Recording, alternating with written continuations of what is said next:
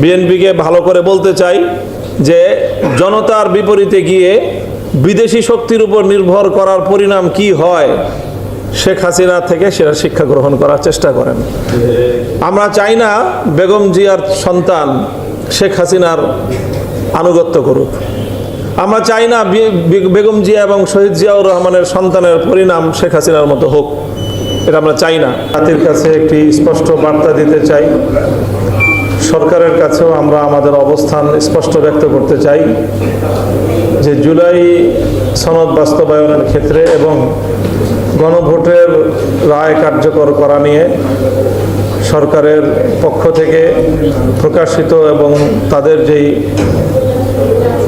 তাদের যেই কর্মকৌশল আমাদের কাছে স্পষ্ট হচ্ছে, এই বিষয়ে আমরা অত্যন্ত কঠোর একটা অবস্থানে যেতে বাধ্য হচ্ছি। আমরা বিএনপিকে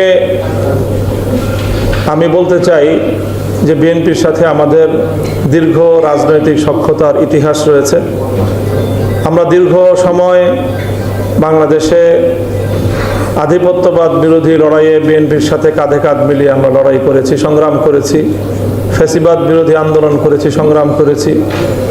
অতীতে আমরা একসাথে জোট করেছি, একসাথে সরকার গঠন করেছি, আমাদের অনেক ইতিহাস রয়েছে।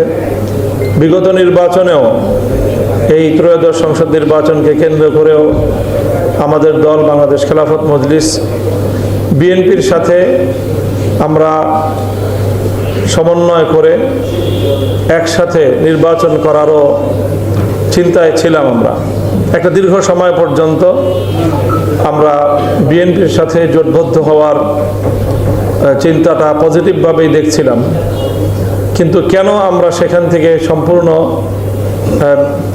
বিরোধী একটি অবস্থানে গেলাম সেটা জাতির কাছে আমরা আগেও পরিষ্কার করেছি, আবারও আজকে বলছি। যখনই আমরা দেখেছি যে বিএনপি এই জুলাই সনদকে কার্যকর করার ক্ষেত্রে, তার চেয়েও বড় করে বলতে গেলে জুলাই বিপ্লবের স্বীকৃতি প্রদান করার ক্ষেত্রে বিএনপির গড়িমসি, আমাদের কাছে মনে হয়েছে যে এত মানুষের রক্ত, ১.৫ সহস্রাধিক তাজা প্রাণের শাহাদাতের বিনিময়ে অর্জিত এই বিপ্লব, ৩০ সহস্রাধিক বাংলার দামাল সন্তানদের, যুদ্ধাহতদের তাদের যে করুণ অবস্থা, তাদের যে পঙ্গুত্ব, তাদের যে অসহায়ত্ব, এখনো পর্যন্ত তারা হাসপাতালের বিছানায় ছটফট করছে। চিরতরে দৃষ্টিশক্তি হারিয়ে অন্ধত্ব বরণ করেছে অসংখ্য মানুষ। ভয়াবহ ইনজুরি নিয়ে তারা বিপ্লবের সাক্ষী হয়ে বাংলাদেশের প্রত্যন্ত অঞ্চলে ছড়িয়ে ছিটিয়ে আছে। এই রক্তের সাথে গাদ্দারি করে আমরা নিজেদের স্বার্থের রাজনীতি করতে পারি না। এই জায়গাটা থেকেই আমাদেরকে বিএনপির সঙ্গ ত্যাগ করতে হয়েছে। কাজে আমরা আশঙ্কা করেছিলাম নির্বাচনের আগেই বিএনপি প্রথমে গণভোটে সম্মত ছিল না। গণভোটে সম্মত হয়ে আমরা বলেছিলাম যে গণভোটটা আগে হোক, জাতীয় সংসদ নির্বাচনটা পরে হোক। বিএনপি সেটা নিয়ে মাঠ গরম করলো, সরকারের উপর চাপ প্রয়োগ করলো এবং শেষ পর্যন্ত গণভোট এবং সংসদ নির্বাচন একই দিনে করলো। তখনই আমাদের মনে শঙ্কা ছিল যে বিএনপি এই জাতীয় দুরভিসন্ধি আটতে পারে এবং আমাদের নির্বাচনের পরে আমাদের শঙ্কা বাস্তবায়িত হলো এবং বিএনপি ইউটার্ন নিল, বিএনপি পল্টি মারলো এক কথায় বলতে গেলে। শিশির মনির ভাই প্রশ্ন তুলে গেছেন যে কেন বিএনপি জুলাই বিপ্লবের কথা বেমালুম ভুলে গেল, বা আসলেই কি বেমালুম ভুলে গেল? আমার কাছে এটা পরিষ্কার উত্তর যে হ্যাঁ, বিএনপি জুলাই বিপ্লবকে ভুলে যেতে চায়। শুধু ভুলে যেতে চায় সেটাই নয়, বিএনপি ভুলে যেতে চাইলে ততটা সমস্যা ছিল না। বিএনপি জুলাই বিপ্লব এবং গণ অভ্যুত্থানের কথা জাতিকে ভুলিয়ে দিতে চায়। কেন ভুলিয়ে দিতে চায়? কারণ এই জুলাই বিপ্লবের সফলতার অপর পৃষ্ঠে একই সাথে অঙ্গাঙ্গিভাবে জড়িয়ে আছে বিএনপির নেতৃত্বের ব্যর্থতার এক করুণ ইতিহাস।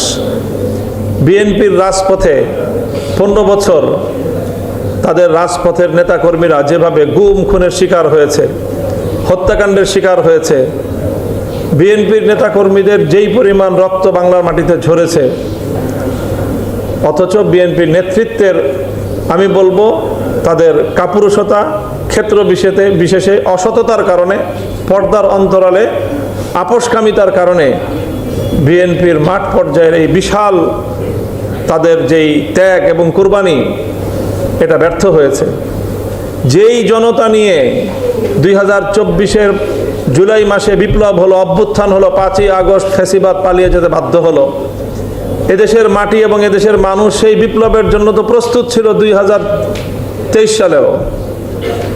2023 সালে নয়াপল্টনের বিএনপির কার্যালয়ের সামনে থেকে 28 অক্টোবর চূড়ান্ত সেই আন্দোলনের সময় বিএনপি নেতৃত্ব যেভাবে কাপুরুষতার পরিচয় দিয়েছে, পুলিশের টিয়ার ছিল না, পুলিশের বাঁশির ফু শুনে বিএনপির নেতৃত্ব যেভাবে হাতে চুরি পরে পালিয়ে গিয়েছে, সেই দিনই তারা তাদের নেতৃবৃন্দ, তাদের নেতাকর্মীদের রক্তের প্রতি তাদের যে কোনো কমিটমেন্ট নাই সেটা প্রমাণিত হয়েছে। এবং সেই জনতাকে নিয়েই 2024 সালের জুলাই বিপ্লব হলো, 5ই আগস্ট ফ্যাসিবাদের পতন ঘটলো। তো কাজেই 5ই আগস্টের এই পতনে বিএনপি নেতৃত্বের এই ব্যর্থতার এই চিত্র অত্যন্ত উৎকটভাবে জাতির সামনে প্রমাণিত। বিএনপি এই ব্যর্থতার ইতিহাস মুছে ফেলতে চায়। এই জন্যই বিএনপি শুধুমাত্র 5ই আগস্ট একটা দিন তারা মানে ঘটনার আকস্মিকতায় জুলাই বিপ্লবকে তারা ওন করেছে এবং অকপটে তারা স্বীকার করেছে যে হ্যাঁ, এই ছোট ছোট মাসুম বাচ্চাদের রক্ত আমাদেরকে ফ্যাসিবাদের হাত থেকে মুক্তি দিল। কান্না করে ফেলেছিলেন রুহুল কবির রিজভী সাহেব সহ ওনারা। আর 5ই আগস্টের রাতের বেলায় শুয়ে শুয়ে তারা চিন্তা করেছে যে আজকে যে আমরা এইভাবে জুলাই বিপ্লবকে স্বীকৃতি দিলাম, কাজটা কেমন হলো। তারপরে ওই রাতের বেলায় তারা সিদ্ধান্ত নিয়েছে যে এইভাবে জুলাই বিপ্লবের ছাত্র জনতাকে এইভাবে ক্রেডিট দিলে আমাদের নেতৃত্বের যে ব্যর্থতা সেটা প্রকারান্তরে স্বীকার করে নেওয়া হয়। 6ই আগস্ট থেকেই বিএনপির এই পোল্টিবাজি শুরু হয়েছে এবং সেই 6ই আগস্ট থেকে শুরু হতে হতে আজকের এই 2026-এর ফেব্রুয়ারিতে এসে সেটা 180 ডিগ্রি পর্যন্ত উল্টো পথে তারা গিয়েছে। বিএনপিকে ভালো করে বলতে চাই যে জনতার বিপরীতে গিয়ে বিদেশি শক্তির উপর নির্ভর করার পরিণাম কি হয়, শেখ হাসিনা থেকে সেটা শিক্ষা গ্রহণ করার চেষ্টা করেন। আমরা চাই না বেগম জিয়ার সন্তান শেখ হাসিনার আনুগত্য করুক। আমরা চাই না বেগম জিয়া এবং শহীদ জিয়াউর রহমানের সন্তানের পরিণাম শেখ হাসিনার মতো হোক, এটা আমরা চাই না। কাজেই গণভোটের যে রায়, 68% মানুষ গণভোটে হ্যাঁ ভোট দিয়েছে। আর বিএনপি ধানের শীষে ভোট পেয়েছে ইঞ্জিনিয়ারিং এর পরেও 50%-এর কম। তা আপনারা 50%-এর কম জনগণের ম্যান্ডেট নিয়ে 68% জনগণের ম্যান্ডেটের বিরুদ্ধে লড়তে চান, এতটুকু রাজনৈতিক বোধ তো থাকা উচিত। যদি এটা নিয়ে বেশি বাড়াবাড়ি করেন তো দেখবেন এদেশের মানুষ আবার সেই পিআর পদ্ধতির দিকে নতুন আন্দোলন শুরু করবে। 68% মানুষের জনগণের রায়কে আপনার বৃদ্ধাঙ্গুলি প্রদর্শন করার দুঃসাহস দেখাচ্ছেন লেস দেন 50% জনগণের ভোট নিয়ে। আপনারা 50% মানুষের ভোটও পান নাই, আপনারা 209টা আসনের গরম দেখান, 2/3 মেজরিটির আপনারা এখানে গরম দেখাচ্ছেন। কাজেই আমরা শহীদ প্রেসিডেন্ট জিয়াউর রহমান, বেগম খালেদা জিয়া আপোষহীন, আমরণ আপোষহীন নেত্রীর তাদের যেই দলীয় অবস্থান, তাদের যে দলীয় আদর্শ, সেটাকেই আজকের এই বিএনপিকে অনুসরণ করা উদাত্ত আহ্বান জানাবো। এবং আমাদের শেষ কথা হলো এটাই যে গণভোটের রায় কোনো ধরনের চুলচেরা ছাড়াই, এটাকে কোনো ধরনের কাটাছেঁড়া ছাড়া এটাকে অক্ষরে অক্ষরে বাস্তবায়ন করুন। দেশের আমরা বিরোধী পক্ষে যারা রয়েছি, রাষ্ট্র পরিচালনায় আপনাদেরকে সর্বতোভাবে সহযোগিতা করব। আর যদি আপনারা টালবাহানা করেন, আবারও সেই কথাই বলছি, বাঙালিকে হাইকোর্ট দেখাতে গেলে জনগণ কিন্তু আপনাদেরকে রাজপথ দেখিয়ে ছাড়বে ইনশাআল্লাহ। আগামী 24শে এপ্রিল বাংলাদেশ খেলাফত মজলিস এই ইস্যুকে নিয়ে রাজপথে নামছে। ইতিমধ্যে আমাদের পক্ষ থেকে গণসমাবেশের ঘোষণা দেওয়া হয়েছে। এবং আমরা বিএনপির প্রতিটি এই জাতীয় স্বৈরাচারী স্বৈরতান্ত্রিক পদক্ষেপের গণমতের বিরুদ্ধে বিএনপির প্রতিটি অবস্থানকে আমরা রাজপথে চ্যালেঞ্জ করবো ইনশাআল্লাহ। আমি আপনাদের সকলকে আন্তরিক অভিনন্দন জানিয়ে আপনারা যারা আজকে আমাদের এই কর্মসূচিতে অংশগ্রহণ করেছেন সকলকে আন্তরিক কৃতজ্ঞতা জ্ঞাপন করে বক্তব্য শেষ করছি। ওয়া আখিরু দাওয়ানা আলহামদুলিল্লাহি রাব্বিল আলামিন। সুবহানাল্লাহি ওয়া বিহামদিহি সুবহানাল্লাহিল আযীম। সুবহানাকাল্লাহুম্মা ওয়া বিহামদিকা আশহাদু আল্লা ইলাহা ইল্লা আনতা আস্তাগফিরুকা ওয়া আতুবু ইলাইক। আল্লাহুম্মা